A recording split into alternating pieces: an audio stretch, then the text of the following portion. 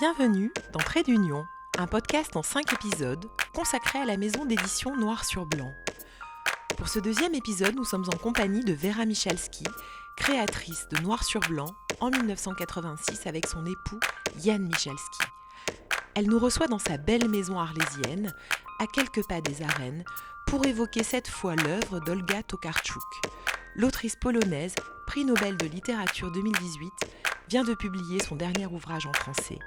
Maison de jour, maison de nuit. J'aimerais que vous me racontiez comment votre route a croisé celle d'Olga Tokarczuk. Quel est le premier texte d'elle que vous ayez lu et qu'est-ce que ça vous a inspiré? J'ai rencontré Olga Tokarczuk, la femme, donc l'auteur, avant d'avoir rencontré ses textes. Évidemment, tout le monde la connaissait, puisqu'elle était... elle est d'ailleurs toujours, je crois, une des autrices les plus traduites dans le monde, issue de Pologne. Elle est passée par plusieurs phases, elle a publié un livre, un deuxième livre, et puis elle a décidé de s'occuper elle-même de l'édition de ses livres. Donc, du coup, c'était un petit peu plus difficile. Elle a commencé à publier chez nous assez vite, donc il y a 20 ans maintenant, et nous l'avons beaucoup accompagnée, donc surtout du côté polonais, bien sûr, Zawidawnictwo Literackie. Donc ces deux premiers livres parus en français avaient paru chez Robert Laffont, dans la collection Pavillon Domaine de l'Est. Et donc nous en sortons maintenant à l'automne, Maison de jour, Maison de nuit, qui est en fait son troisième roman. Et je crois que c'est sans doute le premier que j'ai lu quand il est sorti en français. Qu'est-ce que ça vous a inspiré? Est-ce que vous avez senti qu'on tenait là une autrice rare? Qu'est-ce que charriaient ces textes qui vous semblaient, dont la portée vous semblait un patchwork de réflexion, d'imagination, de psychologie, voilà, on sent que ça foisonne de tous les côtés, que l'imagination chez elle est quelque chose d'important, mais aussi d'essayer de comprendre les personnages, aller au fond d'eux-mêmes, essayer de voir ce qui les anime. Et donc c'est très... moi, ce qui m'attire, c'est que c'est tout un monde, quoi. C'est très foisonnant, c'est très... vous ne relâchez jamais votre attention, parce que chaque fois que vous vous dites tiens, et voilà, quelque chose de nouveau arrive, et c'est vraiment un univers qui n'appartient qu'à elle. Oui, il y a effectivement une forme narrative très riche, et en même temps ces questionnements incessants. C'est ça sa singularité?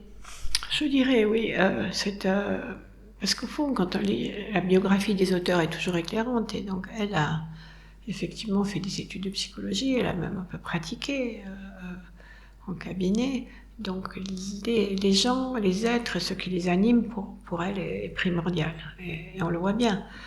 Donc par exemple son livre qui a fait l'objet d'un film par Agnieszka Holland, qu'on caractérise donc souvent de polar écologique, alors que c'est pas vraiment ça, mais ce qui est très très très foisonnant aussi chez elle, très très remarquable, c'est qu'elle change un peu de registre, qu'elle change de genre littéraire à chaque livre. Et donc là, par exemple, quand elle a écrit j'ai un blanc sur le nom, sur les ossements des morts, pardon, parce qu'on change les titres entre les différentes langues, sur les ossements des morts, donc il lui a fallu un certain type de courage pour s'attaquer donc à ce livre qui peut avoir une apparence un petit peu plus légère, alors qu'au fond il touche à des questions essentielles, les droits des animaux, la nature, la place de l'homme dans le cosmos, plein de choses de cet ordre-là, mais elle y va à fond. Donc, comme dans tout ce qu'elle fait. Les Pérégrins, on est à nouveau dans un monde complètement différent, et en fait, quand elle parle de ce livre, elle en parle comme d'un roman constellation, avec plein de petites touches et de petits tableaux qui finissent finalement par se réunir en une seule et même histoire. Et puis alors évidemment, sans parler du monumental, les livres de Jacob, qui là, où c'est vraiment quelque chose de phénoménal, de l'érudition, les recherches qui ont présidé à ce texte, c'est proprement époustouflant. Alors, vous parlez des livres de Jacob, qui est effectivement un roman monde, enfin d'une ampleur incroyable, très très exigeant. Pour un voyage dans le monde d'Olga Tokarczuk, quelle première escale vous conseilleriez pour une entrée dans son univers? Alors, je pense que ce qu'on conseille, et nous dans ce qu'on a publié, parce que bien sûr, il y en a plein d'autres, jusqu'à présent, j'aimais beaucoup conseiller sur les ossements des morts.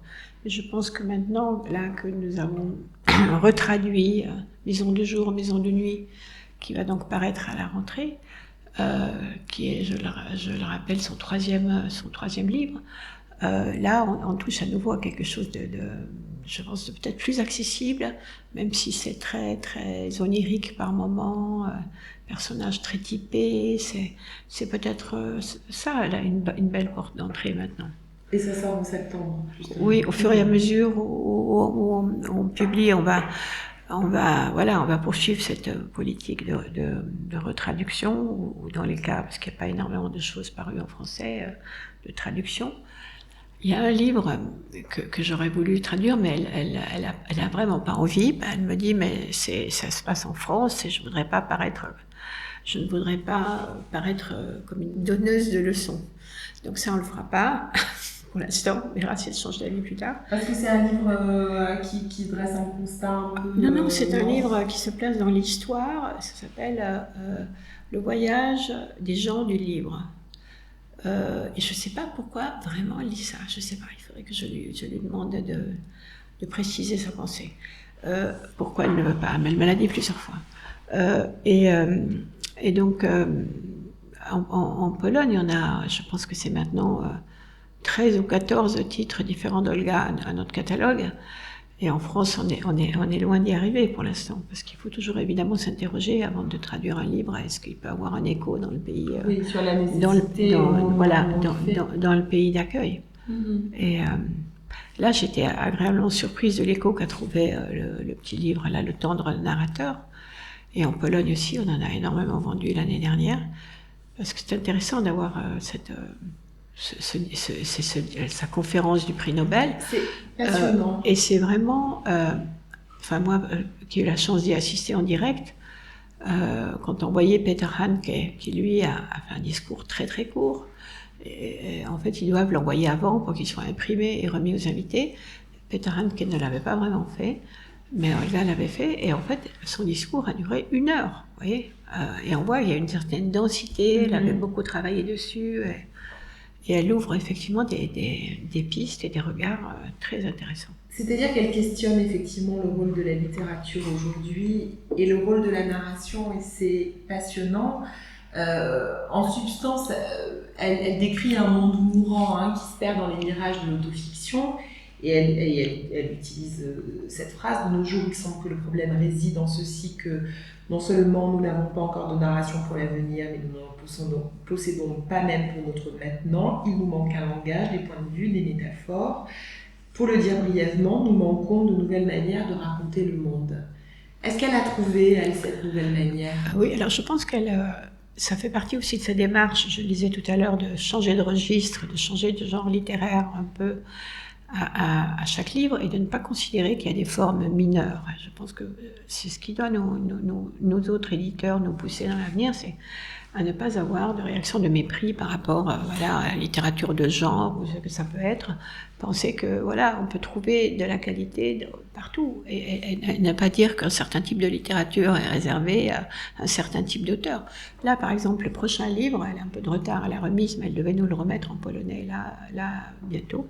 C'est un livre qui va s'appeler, je crois qu'en français on dit Impulsion. C'est un personnage de la mythologie grecque. Elle m'avait dit, le jour du Nobel, écoute, et si mon prochain livre était un peu un livre d'horreur, qu'est-ce que tu en penserais? Est-ce que je peux me permettre, ayant eu le prix Nobel, d'aller écrire un livre d'horreur? Et je lui ai dit, mais maintenant tu peux tout te permettre, parce que qu'est-ce que je pouvais lui dire? Et en plus, c'est ma profonde conviction.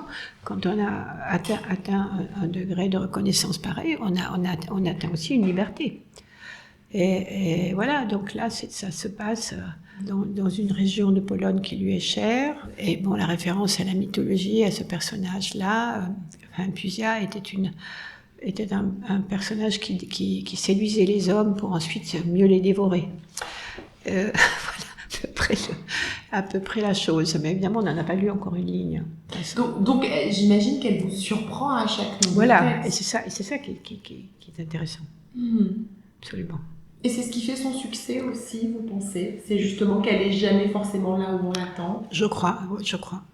Et et c'est aussi une femme qui, par ses prises de position, est courageuse, qui ne mâche pas ses mots sur certains sujets, et qui maintenant a besoin de se protéger un peu parce que tout le monde veut son avis, son opinion sur toute chose. Et elle est invitée partout, donc elle doit pouvoir faire le choix entre ce qui est important pour elle et ce qui l'est moins. Est-ce que vous pouvez nous éclairer sur ce tendre narrateur, cette instance narrative à la 4e personne qu'elle décrit dans ce discours? Est-ce qu'on ne peut pas être écrivain sans cette part de tendresse, selon vous? Oui, je pense que c'est son côté aussi issu de sa biographie, c'est qu'elle a cette empathie envers les personnages et les gens. Et quand on lui parle, elle a toujours un petit peu l'œil qui pétille, elle vous écoute vraiment, hein. Elle prend le temps, donc c'est ça sans doute qu'elle veut dire. Une de ses sources d'inspiration est William Blake, elle le dit. Est-ce que vous trouvez qu'on ressent l'empreinte de ce style un peu halluciné, de sa poésie prophétique dans l'écriture d'Olga Tokarczuk? Peut-être par endroits, oui, hein, et c'est vrai que c'est ce qui avait donné le titre sur les ossements des morts. On n'a pas le titre polonais était beaucoup plus long puisqu'il reprenait le vers entier de Blake, et que là on a choisi de n'en garder qu'une petite partie. Si vous deviez décrire son univers, alors en un seul mot c'est impossible, mais en plusieurs mots qui donnent justement cette idée de foisonnement et de richesse. En quelques mots, donc si vous voulez, ce qui la caractérise, c'est la curiosité, l'empathie, la recherche, l'intérêt pour avoir des faits précis sur lesquels se baser. Mais je la trouve de plus en plus intéressée par la nature, même si ça a toujours été quelque chose d'important pour elle, par les animaux, par certains troncs communs de préoccupations sur ce qui fait la valeur de l'existence. J'ai un peu de mal à mettre des mots là sur ça, mais... Alors là, vous parlez davantage de sa personne et de ses centres d'intérêt. Si vous deviez parler de son univers littéraire, on parlait du foisonnement tout à l'heure. Je crois que oui, cette révérence pour la narration, cette imagination, ça reste au centre de son univers littéraire, et je crois que ça va le rester. C'est-à-dire que même si on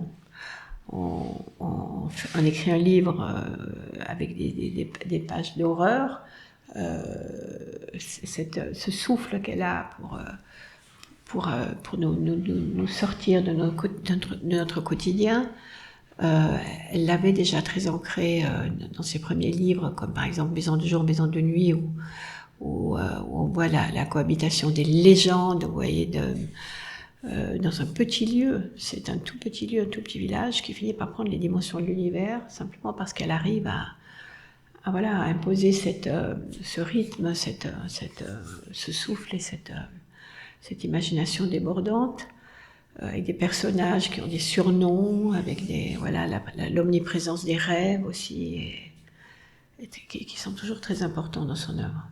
Il y a assurément une forme d'universalité très grande dans son œuvre. Absolument. Elle est une femme engagée. Est-ce qu'elle est une autrice engagée?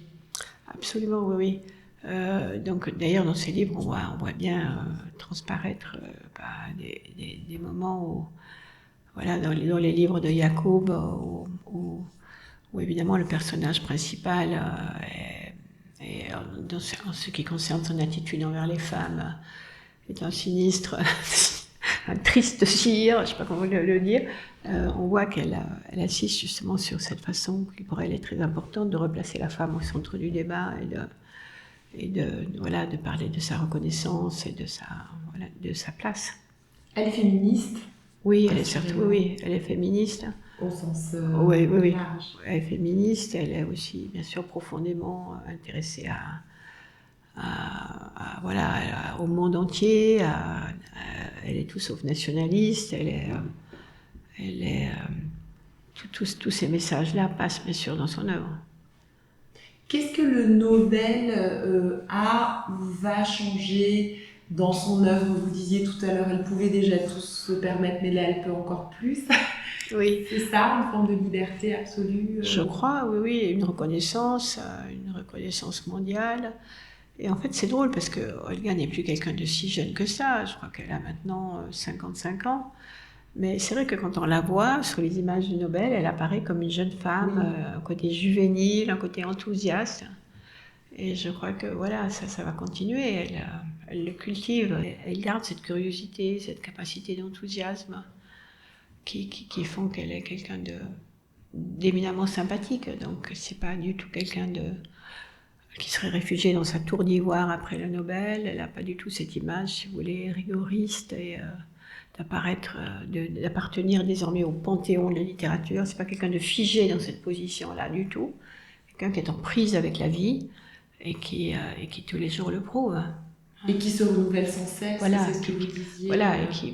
Qui a cette capacité de renouvellement, bien sûr. Et d'ailleurs, elle accepte aussi, par exemple, de faire, avec une petite maison d'édition en Pologne, elle fait des livres illustrés, elle a fait des livres pour la jeunesse, elle ne s'interdit rien, on va dire. Est-ce qu'on peut dire que son style est éminemment cinématographique?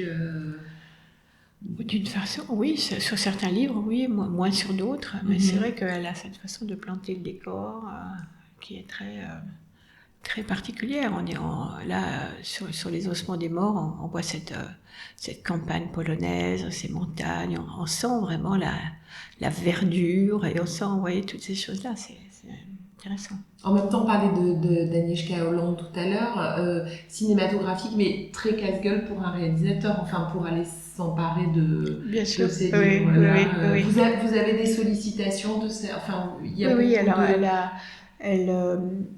oui, il y a pas mal d'intérêt pour faire une mini-série basée sur les livres de Jacob. Je ne sais pas si ça va se faire. Nous, on ne gère pas ça, bien sûr, mais on est informé après. Les gens, quelquefois, me demandent d'intercéder en leur faveur auprès d'Olga, ce que je fais quand je peux. Mais après, c'est elle a un agent cinéma aux États-Unis maintenant, donc c'est eux qui gèrent ça en direct. Mais... Qu'est-ce que le Nobel à Olga Tokarczuk a apporté à Noir sur Blanc? Évidemment, une forme de reconnaissance, mais est-ce que pour vous, c'est le signe que vous étiez sur la bonne voie depuis le début? Non, c'est clair que ça a amené une reconnaissance et si vous voulez, à titre personnel, moi j'ai trouvé que c'était vraiment bienvenu de voir que finalement après toutes ces années, ça reconnaît d'une certaine façon la pertinence du travail, quoi. Et c'est vrai que c'est une forme de reconnaissance pour Noir sur Blanc. Et surtout qu'on a eu la même année, après on a eu le prix Renaudot, donc chez Buchet-Chastel avec Marie-Hélène Lafont, donc c'était, si vous voulez, une double reconnaissance de la qualité du travail accompli. Mais enfin, après, il s'agit de ne pas se reposer sur ses lauriers et de continuer ce que vous faites à travailler pour les auteurs, quoi, en fait. Puisque en dernière analyse, le rôle de l'éditeur, c'est bien ça, c'est de se mettre au service des auteurs et rien d'autre, quoi. Vous, à titre vraiment personnel, votre livre préféré d'elle, ce serait quoi? Lequel et pourquoi? Peut-être Les Pérégrins, parce que c'est celui qui touche au voyage, voilà, il y a toute cette imagination, tous ces différents aspects, tous ces lieux différents couverts. Enfin, oui, non, moi j'aime beaucoup Les Pérégrins. Mais bon, je ne dis pas que j'aime pas les autres, évidemment. Hein. D'accord. Oui. Merci beaucoup. Merci à vous. Merci Vera Michalski. C'était l'épisode 2 du podcast Trait d'Union, consacré à la maison d'édition Noir sur Blanc.